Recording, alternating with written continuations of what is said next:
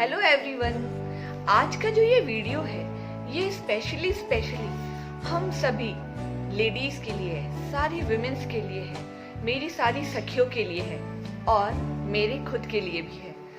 तो हुआ क्या दोस्तों कि अभी 2-3 दिन पहले ही मैंने फेसबुक पर एक पोस्ट पढ़ा और वो पोस्ट मेरे दिल को इतना ज़्यादा छू गया, मैं इतना ज़्यादा रेजोनेट कर पाई कि उस पोस्ट में क्या लिखा है और उससे मैंने क्या लर्निंग ली है ये शेयर करना तो बनता है।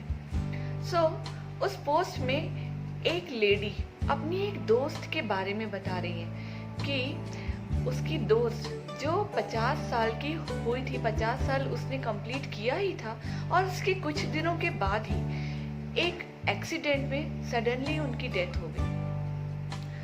उसके 2 महीने के बाद इन लेडी ने सोचा कि उसके घर पर फोन करती हूँ, उसके हस्बैंड से बात करती हूँ, उनका हालचाल पूछती हूँ। उसे लगने लगा कि उनके घर में बहुत डिफिकल्टी हो रही होगी, क्योंकि इसी तरह से उस लेडी ने उस अपनी दोस्त के मुंह से सुन रखा था कि घर में कोई भी काम उसके बिना होता ही नहीं है।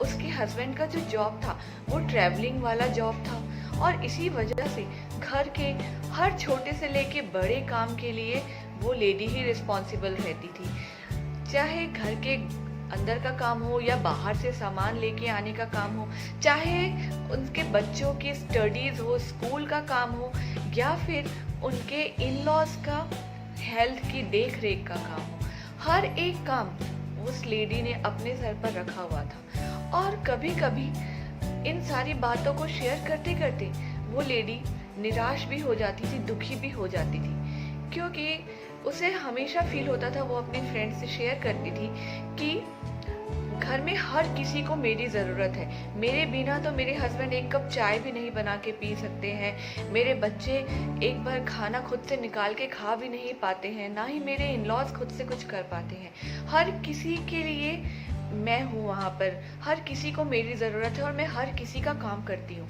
लेकिन फिर भी मुझे अप्रिशिएशन नहीं मिलता। बस इस सोच की वजह से वो लेडी हमेशा दुखी भी रहती थी। उसे लगता था कि उसे हमेशा टेकन फॉर ग्रांटेड लिया जा रहा है। तो इन सब सोच के साथ ये जो लेडी है ये उस लेडी के हस्बैंड को फ़ोन करती है जिनकी डेथ हो गई थी। तो फ़ोन करती है तो उनके हस्बैंड फ़ोन नहीं उठाते हैं। फिर 1 घंटे के बाद उनके हस्बैंड का कॉल बैक आता है और वो बताते हैं कि क्योंकि अब उनको अपना टाइम अच्छे से स्पेंड करना है, क्योंकि वो चाहते थे कि उनके आगे की लाइफ अच्छे से स्पेंड हो जाए, व्यतीत हो जाए। तो इस वजह से उन्होंने उनके ही कॉलोनी के क्लब हाउस में टेनिस ज्वाइन कर लिया और वो हर रोज़ 1 घंटा टेबल टेनिस खेलते हैं। फिर जब इन्होंने पूछा कि और घर में सबका क्या हालचाल है, सब कैसे हैं, तो वो बताने लगे कि उन्होंने घर पर एक कुक रख लिया है जो कि उन सब के लिए घर के जैसा अच्छा खाना बना देते हैं। फिर उन्होंने बताया कि उन्होंने एक फुल टाइम मेड भी रख ली है जो घर के बाकी सारे कामों को संभाल लेती है। और अपने पेरेंट्स के लिए उन्होंने एक केयर टेकर भी रख लिया जो उनके पेरेंट्स का बहुत अच्छे से ध्यान रखते हैं। और बच्चे बस संभल ही रहे हैं और वो कहते हैं कि धीरे धीरे लाइफ बैक टू नॉर्मल हो रही है, चीज़ें सॉर्ट आउट हो रही हैं, अब सब ठीक है। बस इतनी कुछ बातें करते हुए फ़ोन रख दिया जाता है। दोस्तों ये सारी बातें वो लेडी बहुत ध्यान से सुनती है। आगे उसने पोस्ट में जिक्र भी किया है कि उसे कितना बुरा फील होता है अपनी दोस्त के लिए जब वो अपने हस्बैंड के मुंह से ये सारी बातें सुनती है। इसलिए नहीं कि उसके हस्बैंड के पीछे सारी चीज़ें अब ऑर्गेनाइज्ड है, बल्कि इसलिए उसे तकलीफ होता है क्योंकि इन सब ऑर्गेनाइजेशन के चक्कर में, इन सारी ज़रूरतों को पूरा करने के चक्कर में कितनी ही बार उनके दोस्त ने कितने सारे दोस्तों के गेट टुगेदर्स को मिस किया, कितनी बार वो उनके साथ शॉपिंग करने नहीं गई। उसकी हॉबी थी डांसिंग, लेकिन वो भी उसने नहीं किया क्योंकि डांसिंग में टाइम देने का उसके पास टाइम नहीं था। कितनी ही सारी चीज़ों को उसने अपनी लाइफ में मिस कर दिया और वो हमेशा यही सोचती रही कि मेरे पीछे इनका एक दिन भी नहीं चल सकता। पर क्या दोस्तों सच यही है? हकीकत ये है? नहीं दोस्तों, वी आर नेवर इंडिस्पेंसिबल। कभी भी किसी की भी वजह से कोई भी काम रुकता नहीं है, और ना ही कभी भी कोई भी किसी के जाने के बाद किसी को उस तरह से याद करता है जिस तरह से हम सोचते हैं कि हमें याद किया जाएगा, या हमारे बिना तो इनका कोई काम नहीं चलेगा, फिर तब इन्हें समझ में आएगा। ऐसा कुछ नहीं होता। ये सारा सिर्फ माइंड गेम है। हर काम विद टाइम संभल ही जाता है और धीरे धीरे बेहतर हो ही जाता है। दोस्तों, इस मैसेज को यहाँ पर शेयर करने के पीछे मेरा मकसद सिर्फ यही है कि एक बार मैं आपको फिर से कहूँ कि ठीक है, being a house wife, being a mother, हमारी रिस्पॉन्सिबिलिटी ज़रूर है घर को संभालना, बच्चों को संभालना, सबकी ज़रूरतों को पूरा करना। लेकिन सबकी ज़रूरतों को पूरा करते करते हम अपने नीड्स पे ध्यान ही नहीं देते। हमें पता ही नहीं होता एक्चुअल में कि हमारी ज़रूरतें क्या है। दोस्तों, यहीं पर मैं एक आपको किस्सा शेयर करना चाहती हूँ कि मैं अपने एक दोस्त से, अपने एक मेल फ्रेंड से फ़ोन पर एक बार बात कर रही थी, और बातों ही बातों में उसने मुझसे बस यूँ ही पूछ लिया कि तुम्हें खाने में क्या पसंद है। मैं सच कह रही हूँ दोस्तों कि 2 मिनट के लिए मैं नहीं जवाब दे पाई कि मुझे खाने में क्या पसंद है।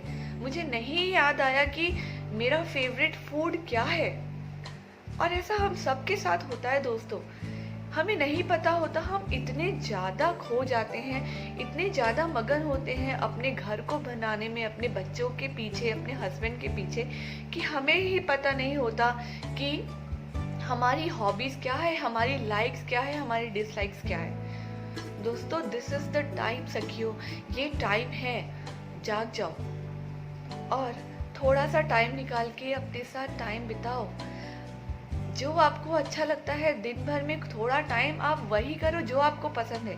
फिर चाहे वो बस यूं ही बेड पर लेटे रहना या अपने काउच पर आराम करना ही क्यों ना हो। मत सोचो कि कोई और आपके बारे में क्या सोचेगा। तब आपको जो पसंद है, आपको जो अच्छा लगता है, आप वो करो। अपने हॉबीज को, अपने पैशन को जियो, अपने पैशन को स्टार्ट करो। उस पैशन से, उस हॉबी से प्रॉफिट और लॉस मत देखो। बस आपको वो काम अच्छा लगता है, इसीलिए आप वो काम करो। अपने दोस्तों से मिलो, थोड़ा बाहर घूमो, अकेले अपने साथ कॉफी पीने जाओ, अपनी लाइफ को एंजॉय करो। अपनी खुशियों के लिए दूसरों का चेहरा मत देखो यार। और सबसे इम्पोर्टेंटली, अपने हेल्प के लिए किसी और को मत ढूंढो। आप खुद ही खुद की हेल्प कर सकते हो सबसे बेहतर तरीके से। इसीलिए आप खुद की हेल्प करो और खुद खुश रहो। आप खुद खुश रहना डिजर्व करते हो, और जब आप खुश रहोगे तभी तो आप अपनी फैमिली को खुशी दे पाओगे ना। So this was my message, और मुझे ये पोस्ट बहुत पसंद आया और इसीलिए सोचा कि ये पोस्ट आपके साथ शेयर करूं। अपना ध्यान रखना, मेरी बात को थोड़ा ध्यान देना और कोशिश करना कि कुछ भी अगर आप इम्प्लीमेंट कर सको। उस पोस्ट पर भी मैंने नीचे सारे कमेंट्स पढ़े। ऑलमोस्ट हर लेडी ने लिखा so true, harsh truth, yes, this is a heart touching message, I got goose bumps, etcetera etcetera. But दोस्तों, वहाँ पर सिर्फ कमेंट करने की बात नहीं है, बात है उस पोस्ट से मैसेज को लेने की, लेसन को लेने की और उसे अपनी लाइफ में इम्प्लीमेंट करने की। ठीक है, अपना ध्यान रखना। Take care, I love you all and